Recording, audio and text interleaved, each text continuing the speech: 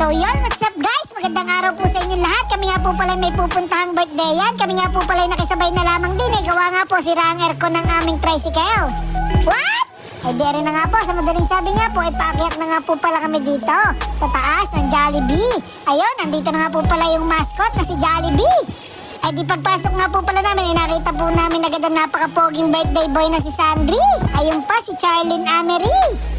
Tapos rin nga po palang batuta nga rin, nakakita agad na sombrero din eh. Ayan, agad-agad na sinuot. Ay dere na nga po pala nga yung mga kasama. Ayan, si Jared Musner, pa nga po pala si Cap Nico Pelayo.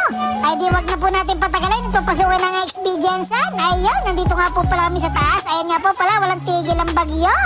Buti na lang, dumating na yung coke at saka yung pagkain namin. Ay gutom na nga po pala kami. Kaya po pagdating po ng pagkain, ay pinaspasan na nga po pala agad ni Jared Musner. Tapos kami nga po pala ay nag-picture thinking muna.